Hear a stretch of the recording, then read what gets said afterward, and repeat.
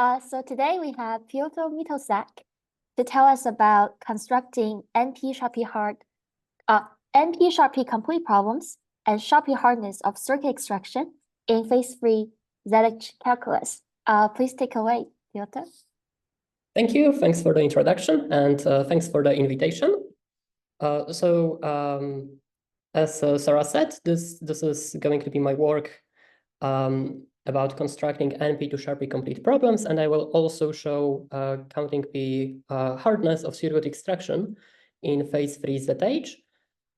This is, in a way, a repeat of the talk because I presented this at QPL last year. However, I hope that this talk is going to do a bit better job explaining some parts. And yeah, I hope that this talk will be easier to understand.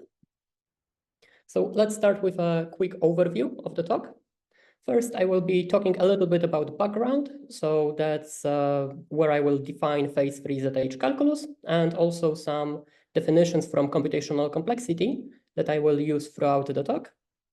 Next, I will show how we can construct Boolean formulas in ZH. And I will use that to show that circuit extraction is counting P hard even for phase-free ZH diagrams, extending existing result for ZX calculus. After that, I'm going to move to the main part of the talk, which is going to be about NP to counting P complete problems in ZH.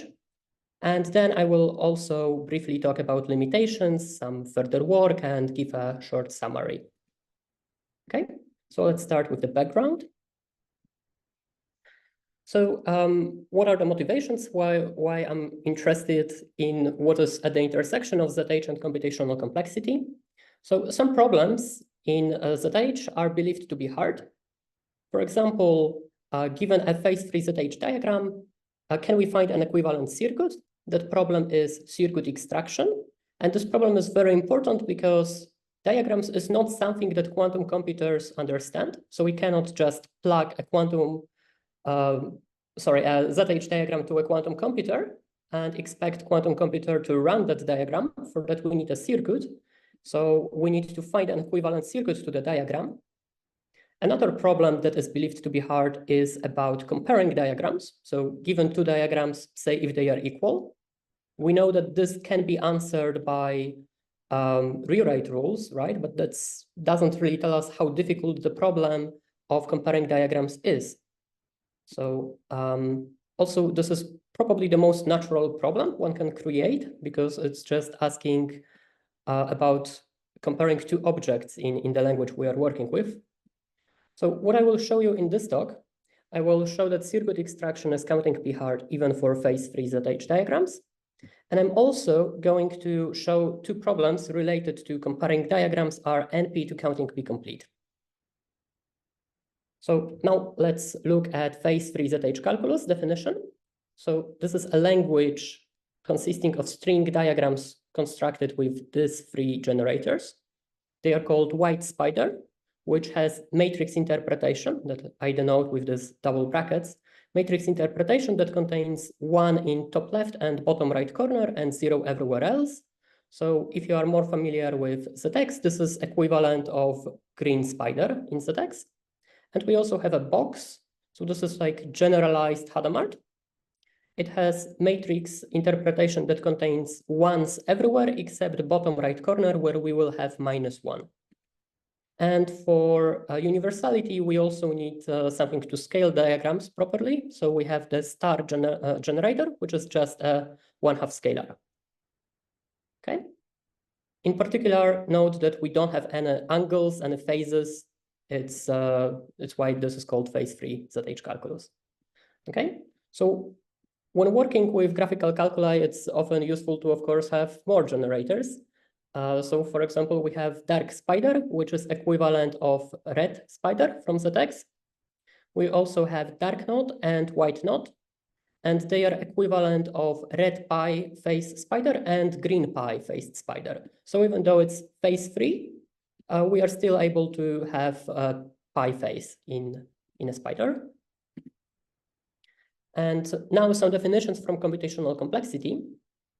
So class NP is the class of problems solvable by a non-deterministic Turing machine, polynomial time.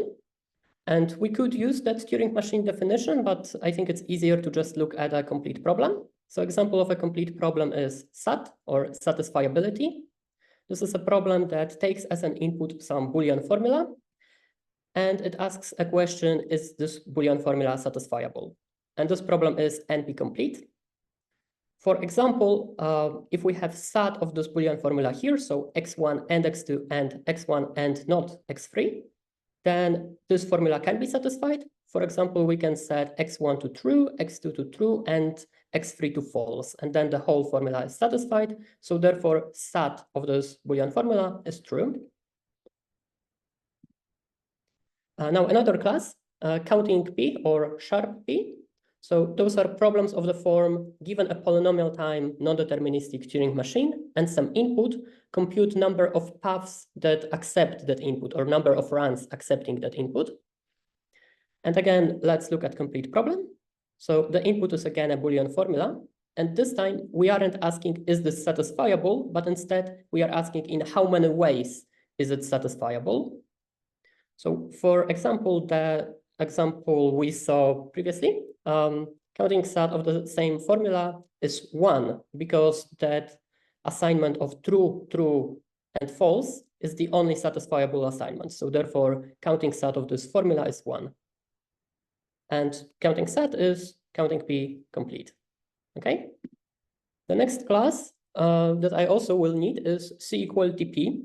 So the Turing machine definition is not that nice to work with. So let's maybe immediately move to the complete problem, which is compare counting SAT. I don't think this is standard name. I just needed some name. So I call this way.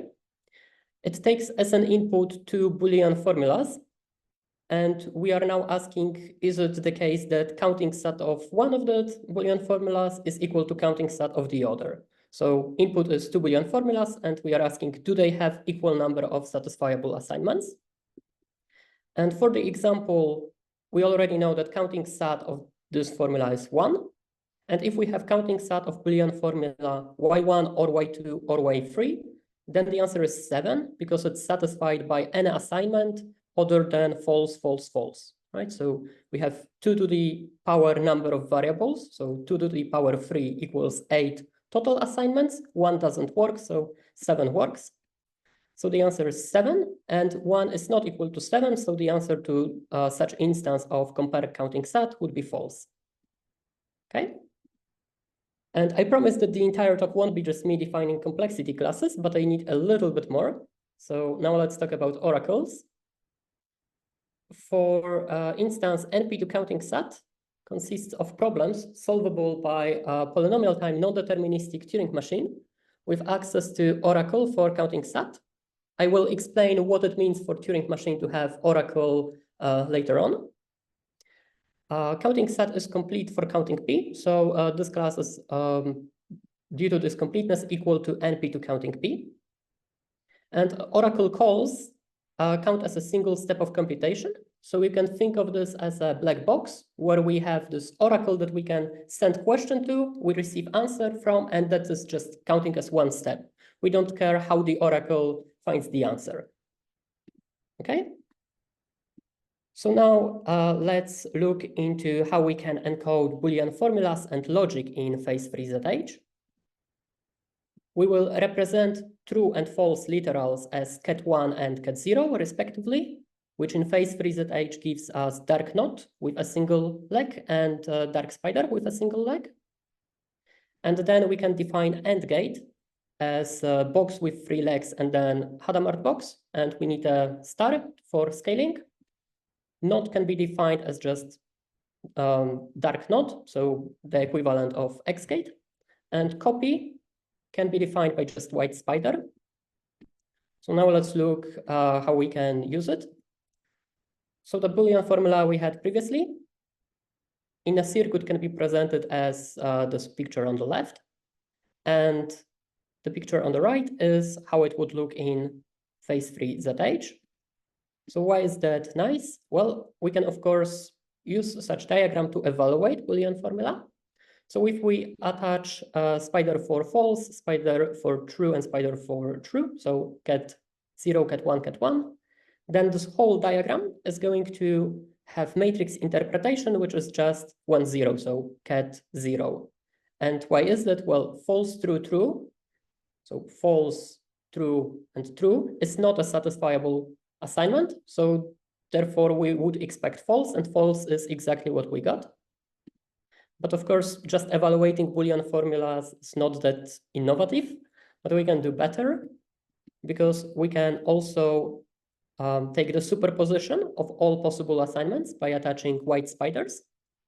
And then if we do that and we evaluate the diagram, we will obtain, in this case, a diagram 7, 1, and a matrix 7, 1. And where does this value come from? Well, 7 is number of unsatisfying assignments and 1 number of satisfying assignments. So in a way, we are able to encode counting SAT instances in phase-free ZH. Okay, so now we have all of the tools necessary to talk about circuit extraction. So the definition of circuit extraction is that as an input, we are giving a diagram, which we will assume is proportional to a unitary. And we are also giving set of unitaries or sets of gates acting on some constant number of qubits. And as an output, we want a polynomial circuit that is proportional to the diagram.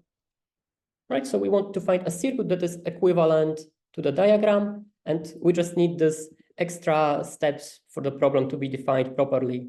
So proportional to a unitary, and the gates that we want, we can give as an input as well. And the theorem is that this problem is counting P hard. Now, this is the moment where I want to point out that I'm not the first person to consider this problem. This problem was already considered by Neil, Alex, and John, who have proved that for ZX diagrams, this problem is counting P hard. And their result would also work for ZH, for ZW, but it wouldn't work for phase-free ZH, right? So for phase-free ZH, we need something else. And I'm going to prove it. The proof idea is the same as was used in that paper. So we will do a reduction from counting SAT. We will show that counting SAT is contained in FP to circuit extraction. What it means that if you have Oracle for circuit extraction, then you are able to solve counting SAT instances. Okay? So if we are doing a reduction, let's take an instance of counting SAT. So that's some Boolean formula. We already know how we can encode such Boolean formula in phase-free ZH. Next, if A0 and A1 are numbers of unsatisfying and satisfying assignments, then the diagram where we evaluate the formula on superposition of all evaluations will have matrix interpretation A0, A1. And now we can use it in construction that looks like this to obtain a diagram with matrix interpretation A0, A1, A1 minus A0, which is proportional to a unitary. This is the only step that changes in comparison to ZX proof, the proof of circuit extraction for ZX, where instead of this construction here, in that paper, there was a green pi/2 phase spider, but we cannot have pi/2 phase in phase-free ZH. So that's why we needed something else, and this construction works. So now how can we finish the proof? Suppose that we have some circuit that would be proportional to this diagram. Then this would be a single qubit circuit because we only have one dangling edge to the left and one to the right. The matrix is 2×2. So since this is just a single qubit circuit, we can approximate its matrix representation. For example, we can just multiply the matrices that appear as gates in the circuit. And because of that, we are able to find A1, right? Because we would obtain some matrix proportional to this one. So then we are able to find A1, which means that we are able to solve the initial instance of counting SAT. Therefore, counting SAT is contained in FP2 circuit extraction, which means that circuit extraction is counting SAT hard. All right. So that's the proof. And now I will move to the main part of the talk, which is going to be about NP to counting P complete problems. First, where even this class comes from, and this class NP to counting P. Well, if we have a diagram with k dangling edges, then the size of the corresponding matrix for the diagram is of order 2 to the power k. So the size of the size of the matrix of diagram grows exponentially in number of dangling edges. And another fact, given a diagram, finding entry on some position in the matrix interpretation, in general, is counting P hard, and within FP to counting P. I won't prove this. It's not that difficult to prove, but why is it useful? And what actually this problem means, well, why is it useful, we will see in a second. What this means is that if you have diagram and, for example, ask a question, what is the entry in top left corner, or what is the entry in somewhere in the middle on some specific position, you cannot just quickly answer that. It's counting P hard. Okay, so this suggests that given a diagram with many dangling edges, checking some property of all entries of matrix interpretation could lead to hardness NP to counting P, or co-NP to counting P. So where do these classes come from? Well, we can non-deterministically pick an entry in the matrix interpretation, and then using the counting P oracle, we could check if the property holds, right? So this is why this NP to counting P will appear as an upper bound to many problems, and we can also expect that NP to counting P hardness is something that might hold as well. So now let's look at comparing diagrams problem.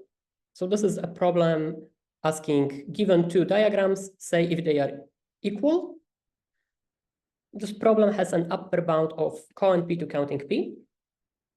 And the idea for this upper bound is, like I said on the previous slide, we non-deterministically choose a position in matrix representations of the two diagrams. And then using counting P oracle, we compute entries on those positions. Now, if those entries don't agree, we reject. And if they do agree, we accept. And this gives us upper bound of co-NP to counting P. It's not NP to counting P, since we are looking for an instance that rejects comparing diagrams. So this leads to an upper bound of co-NP to counting P rather than NP to counting P. And I don't have a result that this problem is complete for this class. This is something I was trying to prove, but in the process, I obtained result for other problems. So I will show that this problem, for example, is complete for the class NP to counting P. The problem that I call state equality. And again, it takes as an input two diagrams. And we are asking, is there some computational basis state that when we apply this to the two diagrams, they result in the same scalar? So equivalently, you can say that given two diagrams, say if there is position in their matrix interpretations where the two diagrams agree. So is there some position on which the two diagrams have the same entry in matrix interpretation? And this is how this problem corresponds to comparing diagrams. So comparing diagrams asks, do matrix representations agree everywhere? And state equality, do matrix representations agree somewhere? And the claim is that state equality is NP to counting P complete. Okay, so now I'm going to move to proof of this main result. If I want to prove that something is complete for the class NP to counting P, then, well, I would like to do a reduction. That's the standard procedure. So just to reduce from some problem complete for the class NP to counting P. The problem is that there is no useful problem that is NP to counting P complete. There are some examples in literature, but all of those problems are very difficult to work with. So instead, I am going to craft some problem that is complete for this class. And I'm going to do this in two steps.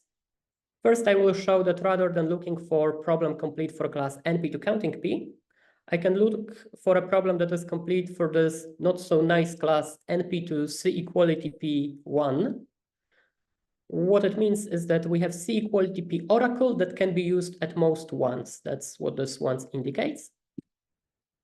And I will get a complete problem for this class, right? So then I have problem complete for this class, therefore complete for this class, and therefore I can use this problem for a reduction to state equality. Okay, so first let's look at how NP to counting P machine works. So that's something that I said in the introduction. We are going to have a closer look at.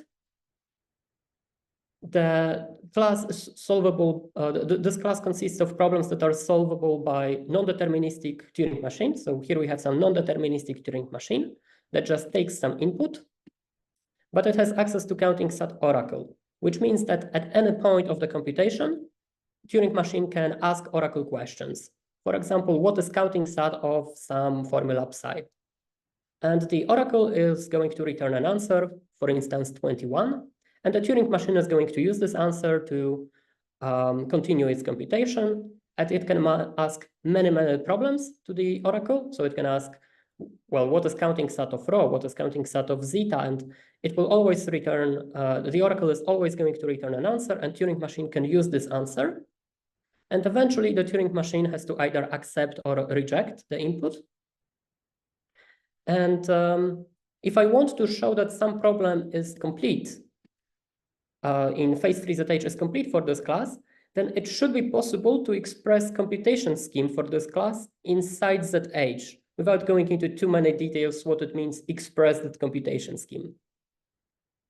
Well, so a run of non-deterministic Turing machine without oracle can be just expressed by Boolean formula. This follows from Cook-Levin theorem. Again, no proof here. And we also already know that Boolean formulas and counting set instances can be represented in ZH calculus.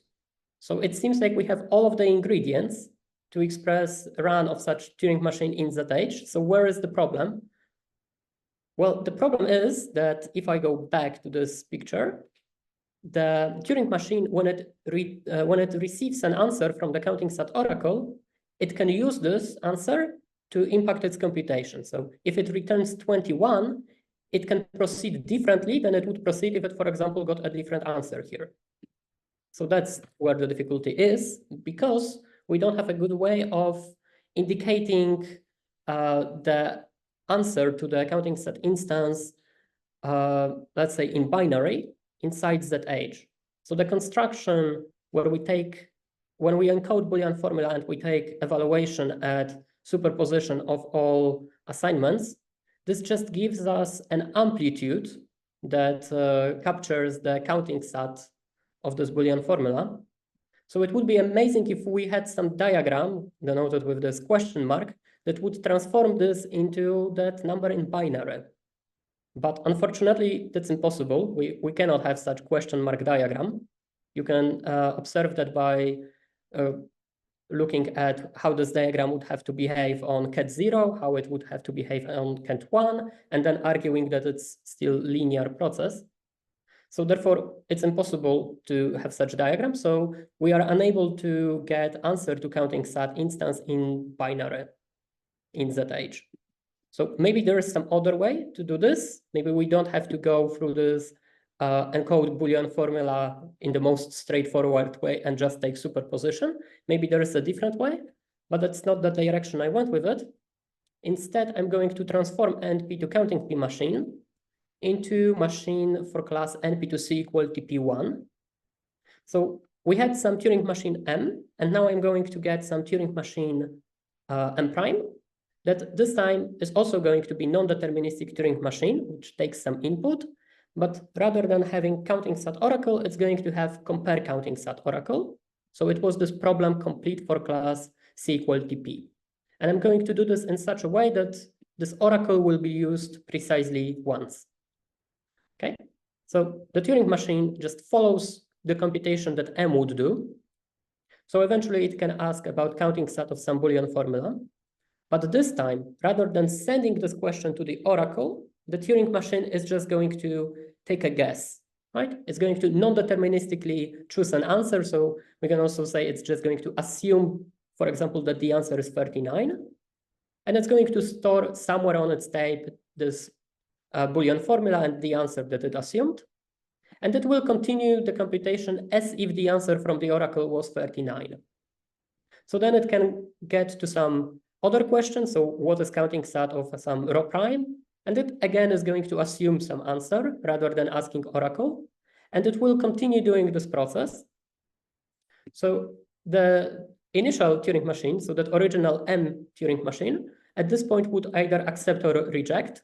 But we cannot accept because, well, if we accept, that is based on the fact that these guesses were correct, which might not be the case. So instead, the Turing machine is either going to reject or it's going to ask the oracle to verify the guesses. Now, very briefly, how can we verify the guesses with compare counting sat oracle? Oh, sorry, and then the oracle is either going to accept or reject, and that's our final answer. Okay, so how can we verify the guesses with compare counting sat oracle? Well, Turing machine must check with the oracle that all of the guesses were correct. For that, it is possible to construct Boolean formula with property that counting sat of that Boolean formula in binary is just binary of counting sat of the first Boolean formula, then of the next Boolean formula, of the next, and so on.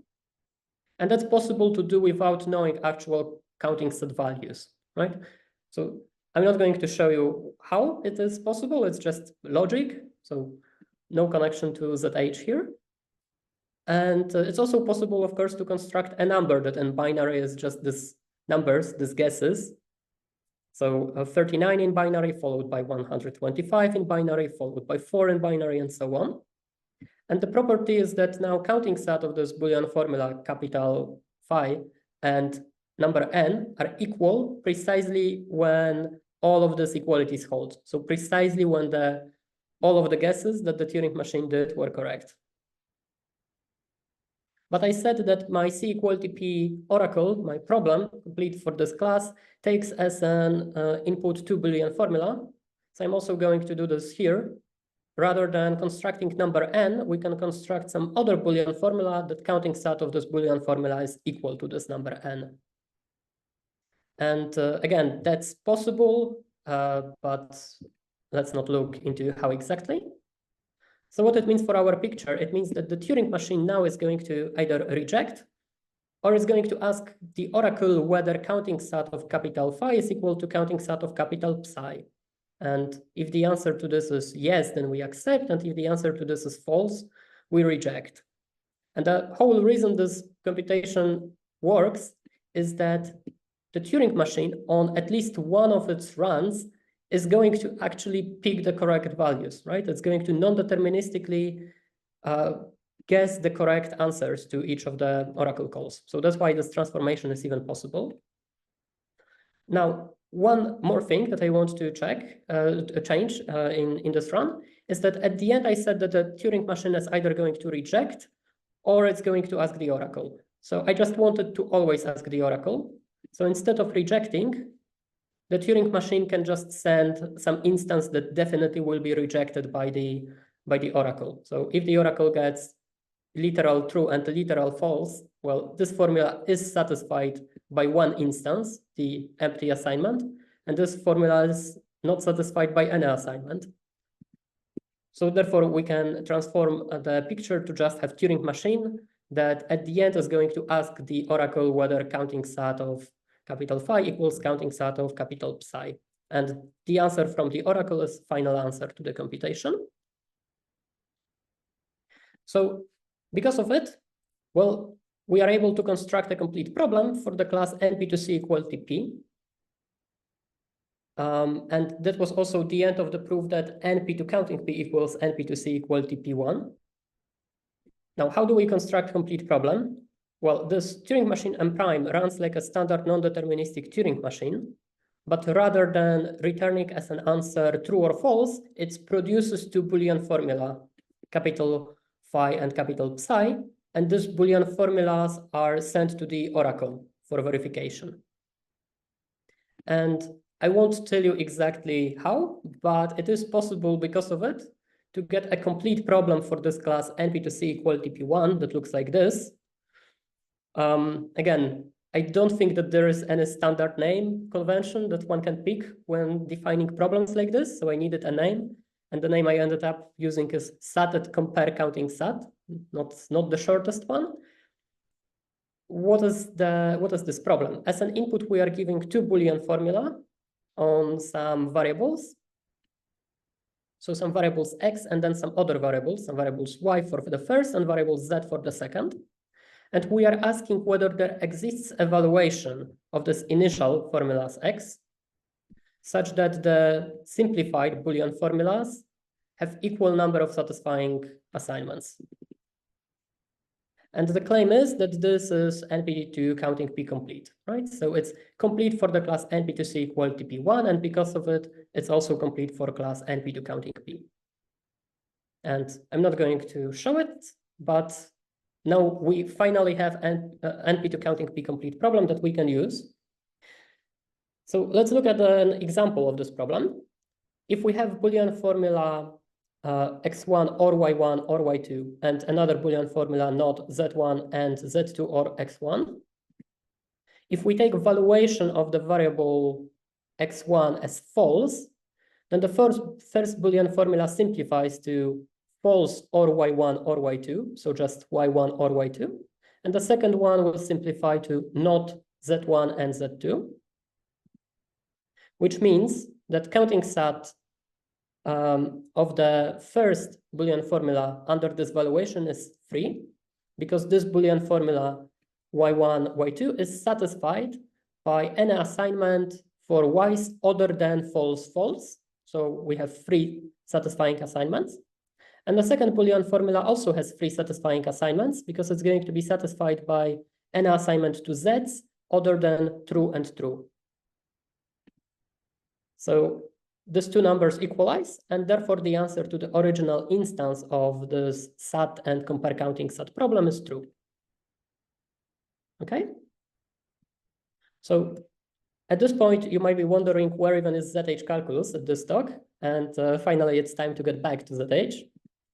So we have this problem that is complete for NP2 counting P, and I'm going to show how we can reduce this problem to state equality. So as a reminder, this is this problem that we just looked at, and state equality was the problem where as an input, we are giving two diagrams, and we are asking whether there exists a state in computational basis such that these two diagrams on that computational basis agree. Okay?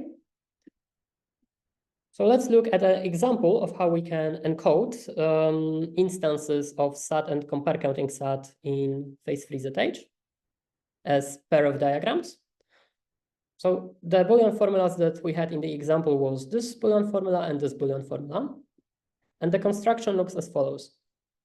The whole thing here, so except of this very right spider and this parts on the very left, this is just encoding of Boolean formula. The labels on the wires are not necessary. They are just to make it easier to understand what is the corresponding Boolean formula to the wire. We are going to close it on the right with bra1, so effect bra1, which just means that we are only interested in satisfying assignments.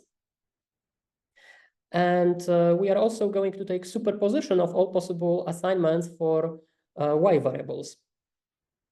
And that means that if we now take some valuation of x1, for example, false, then this whole diagram is going to evaluate to, well, we place false in place of x1, and then we take counting sat of the remaining part. So that's precisely what we wanted for this NP2 counting P complete problem. And diagram D2 is constructed analogously. Okay, so that's how we do it for this particular example. How do we do it in general? Well, that's the entire construction. So we are just taking, again, encoding of diagram. I think I called this M5 previously. Sorry about that. It's still just encoding of Boolean formula. We are applying bra1, and we are taking superposition of variables y's and variables z's. And we leave the dangling edges for x variables open. And that's the entire encoding. So we did all of that work with Turing Machine just to end up with something that is very similar to what was used for circuit extraction, right? We just leave some of the dangling edges open. That's the only difference. Okay. So another problem that I'm also going to show is complete for the class NP to counting P. It's the problem that I call contains entry, where as an input, we give some diagram. And now we are asking, is it the case that the matrix representation contains 0 somewhere, right? So it can be 0 in top left corner, somewhere in the middle, we don't care. We just ask whether there is any 0 in the matrix interpretation. And without going into too many details, how you can encode this in phase-free-ZH, well, we do pretty much the same construction with the diagrams. We leave the dangling edges for x1 and up to xn, so this variables x open. And we also attach copy gates because we need 2 copies of x11 for each of these Boolean formulas and 1 of each of these variables x for these 2 Boolean formulas. And then rather than closing this with just bra1, we are going to do this construction here, which what it means is that we take the counting set of this Boolean formula that would be obtained here minus the counting set that would be obtained here, right? And without going into too many details, this construction works. You can check in the full paper for why that is. But I'm not going to do that now. The only important bit is that unfortunately for this construction, I needed this white knot that I didn't need for the previous problem. Okay, so that's it when it comes to the main results. And now I'm going to talk about where these results apply, where they don't apply, and why that is the case. The problem state equality, the construction that I showed for problem state equality in phase-free-ZH used only the matrices as follows. So this is state, the white spider with 1 dangling edge, so the superposition of true and false. This is the copy gate. That's the NOT gate. This is the AND gate. And that is that effect bra1. So that's all that is necessary, which means that if you are working with graphical language where you can get these matrices, the same hardness result is going to apply. For example, the version of this problem, not for phase-free-ZH diagrams, but for ZX diagrams, is also going to be NP to counting P complete. And it's not that phase-free-ZH is the smallest in terms of possible diagrams, smallest language that this result would apply to, because the language produced by these matrices is strictly smaller or strictly contained within phase-free-ZH. As an example, there is no Hadamard that can be constructed with these matrices. Why that is the case? Well, each of these matrices only have non-negative entries. So if we only have non-negative entries, then we cannot construct something that would have -1, which is what we need for Hadamard. So this is even smaller than phase-free-ZH. And when it comes to that other problem, contains entry 0, I also needed white knot. But if I also add white knot, then what I get is pretty much ZH. It's still a little bit smaller, so stricter than phase-free-ZH. So that is if I have this 5 matrices and also this matrix. Then it's still a little bit smaller than phase-free-ZH because I cannot obtain star generator. There is no way to construct a half since all of the matrices are integers only. However, that is like the only difference, right? So other than star generator, it's the same language. And there is also another problem, which I haven't showed you construction for, contains entry k, where we are asking rather than does the matrix interpretation contains 0, we are asking does it contain number k, which we can give as an input. Then construction for that would also work, but it would also require the star generator, which means that we just then get pretty much precisely phase-free-ZH, which makes sense since the problem is very much about phase-free-ZH. Okay. So that's where the result applies. What about cases where it doesn't apply? Can we use it, for example, to get a result for comparing diagrams, which I said was my main goal? So the upper bound for the problem comparing diagrams was co-NP to counting P. And we only obtained an NP to counting P complete problem. So we don't have a co-NP to counting P problem for a complete problem for reduction. So, well, this class consists of problems that as a language are complements of problems in this class. What it means is that if we take this problem and we put not in front of the what we want for the output, that should intuitively gives us co-NP to counting P complete problem. So a likely co-NP to counting P problem would be the problem where now we would have for all not equal, right? So if we take not exists such that equality, that means that for all we must have non-equality. So that's great. If this problem is complete for co-NP to counting P, let's just do reduction to comparing diagrams, and we have result about hardness of comparing diagrams. Well, the problem is that I don't know how to do such reduction. I don't know if it's possible. The main issue is that this non-equality symbol, it actually breaks everything. Maybe there is a different problem one can construct to get a result. This is something that I want to work out as further work. The instance that is constructed here is for the class cos equality P. So maybe this can be swapped to something like class NQP, which is about comparing quantum circuits. But I don't want to define yet another complexity class, so let's leave that. That is, however, the path for further work. What we can, however, do is if we don't have this non-equality symbol, but we switch this to equality, and we have this for all, then there is a very quick reduction to ZX. So this problem then reduces to comparing diagrams. I'm not going to show you how, because I already did, because the pair of diagrams that we would obtain would be precisely the same diagrams as for state equality.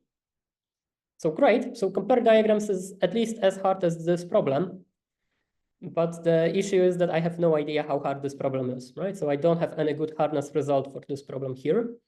Maybe it is co-NP to counting P complete.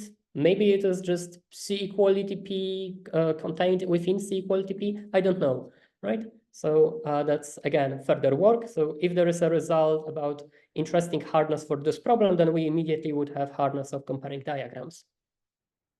Okay, so this is all when it comes to the main results.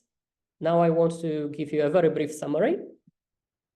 So first, we looked at connections between ZH and computational complexity.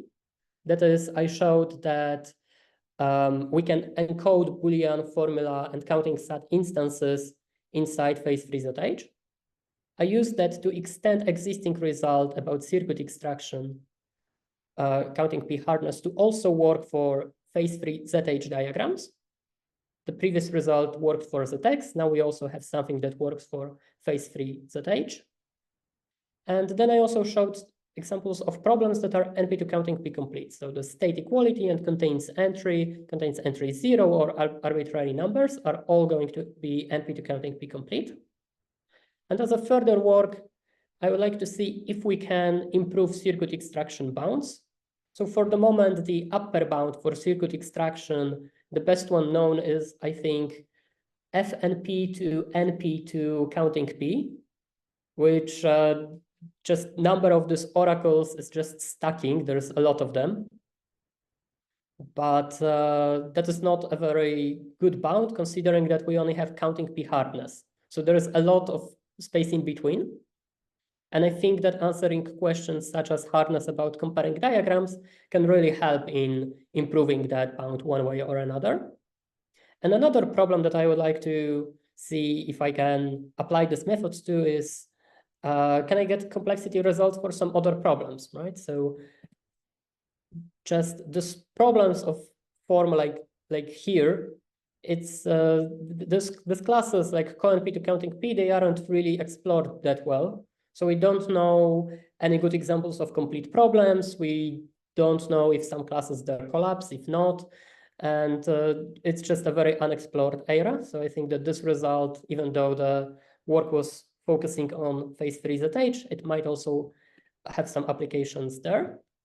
And that's it. So thank you very much for listening. Let's thank Piotr. And, with our emojis.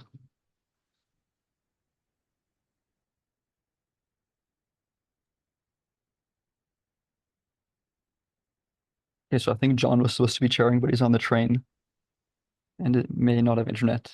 So are there any questions for Piotr?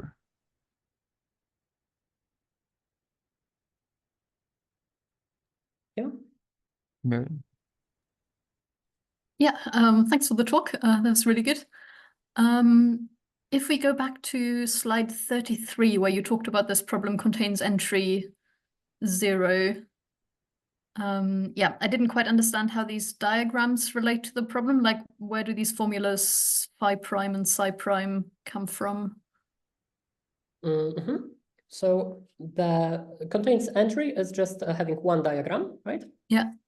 And we are again doing reduction from the problem that I called SAT and compare counting SAT. So okay, right, yes. So the diagram is the reduction. So the diagram is the reduction, right? So we again do construction. We need to slightly modify Boolean formula. So that's why I don't call them phi and psi anymore. We need to do some tricks like adding one extra variable to them. That's not very important, but the idea is the same, right? This is the same construction as I used for state equality. This is pretty much the same as for state equality again. And then I have to take difference of the of that amplitude at cat1. Okay, yeah, thanks. I have a question. Can you go to page 35? So these matrices, it's hard to tell from the matrices, but is this generated by like the two phase-free spiders, the NOT gate and the AND gate? Is that the same? If you just have NOT gate and AND gate, and copy and yeah. So this is the if I go back by a lot to just that slide with logic, precisely this ones, I think, right? This 5. So copy, which was just white spider, NOT, which was dark NOT, true and false, and this thing. I think I said there that I needed the also bra1, that would be this true just flipped. So the dangling edge would be to the left, and also white spider with one dangling edge. But I think you can construct this with just copy. So do you also have like addition, for example? What do you mean like by addition? XOR.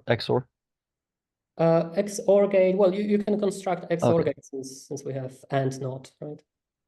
Because yeah, so then I think these gates which you had on page 35, this is like the same as like natural number matrices, but of qubit dimension. Yeah, I think that's pretty much it. And then on the next page, then I think this guy gives you integer matrices. And of course, if you don't care about counting, then you're working over Boolean matrices. So I was wondering if you could connect these results to like the difference in the semi-ring which you're choosing, going from Boolean, which I is didn't hear the last part, semi-ring. Yeah, so if you don't care about counting, then you're like working with Boolean matrices, but with qubit dimension, so where it's all powers of 2. If you care about counting, it seems like now you're working with natural number matrices. And if you add this generator, you're working with integer matrices. So I'm wondering if you can connect these complexity results to like the choice of semi-ring, from the Booleans to the natural numbers to the integers, and then this last one where you have the integers with the inverse of 2. So can you connect like the rings to the complexity? I think so. There is just, I'm not entirely sure if you can definitely construct any matrix, natural number based or integer based, if you just have these. I'm not sure if you have precisely everything needed. I think the scaling might come as a problem somewhere, right?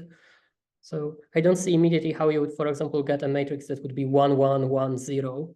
maybe there is a way, but that's definitely interesting. That I think that it might be exactly as you said, right? Just connection to the choice of the ring, and that would lead to different.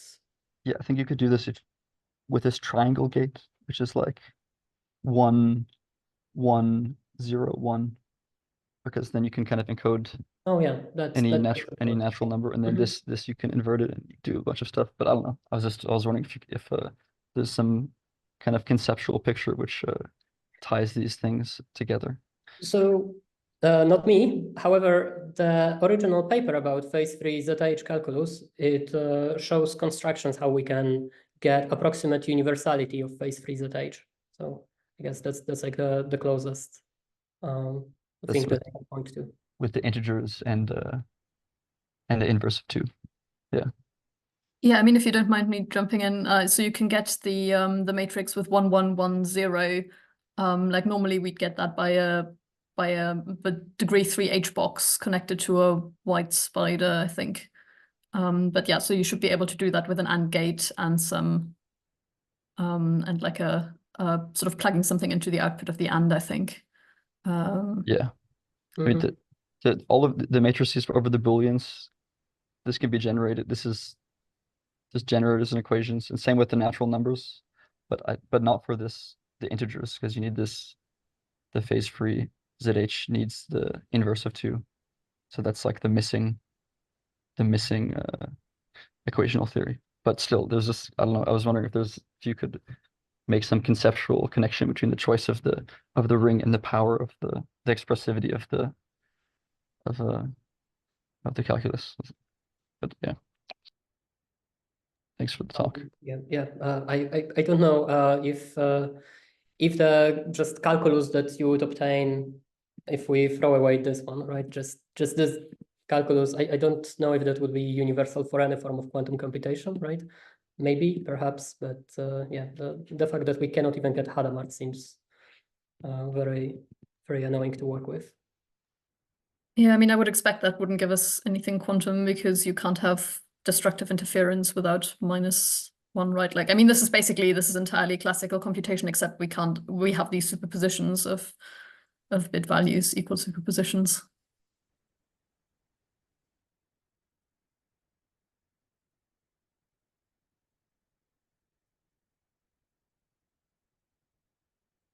Any more questions?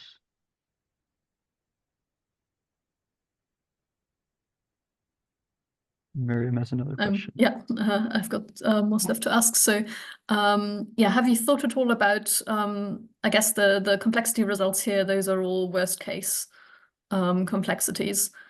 Have you thought about factors that could make, yeah, a difference in terms of like the sorts of diagrams that we commonly see, anything to do with average case complexity at all? So, well, circuit extraction, we of course have flow notions for circuit extraction problem. But when it comes to, for example, problem of comparing diagrams, I haven't found anything. One of my goals would be for the problem of comparing diagrams to see if we can maybe use rewrite rules to get some heuristical just approach that would allow us to say if we can compare diagrams. But the problem is that the proofs for universality, so for transformation between diagrams, they go through exponential and size normal form. What I would like to have is at least not non-exponential form, or at least not going through normal form, right? So maybe still exponential in many steps, but at least not exponential size. So maybe that would be the way to go to get something that would work heuristically for those problems. Yeah, I guess for comparing diagrams, like if they're unitary, then there's the technique of kind of taking the dagger of one of them, composing them, and trying to reduce it to the identity, which is also known to be some form of hard in the general case, but like does seem to work fairly well in practice. Yeah, so that's definitely something that could be done. The problem is that if we have a diagram, just answering if it's proportional to a unitary, I don't think that's easy to do. Yeah, so that might be another question for the list of open problems. Yes, so I guess just like this compare diagrams problems was related to state equality in the sense compare on all entries, compare on some entries, the same way the problem of contains zero would relate to the problem is zero everywhere, right? I also wouldn't have a result for the problem is the diagram zero everywhere. So it's just do we have some contradiction in the logic that builds the diagram? That's also another thing that I don't have a result for, but I would also expect that to be difficult. Yeah. But again, yeah, there'll be obvious heuristics, like if you've kind of got a cat 0 and a cat 1 plugged together somewhere, then it's easy to tell that the diagram is 0. But obviously that's not always going to be the case. Yeah. Okay, yeah, thank you. I have a question / comment.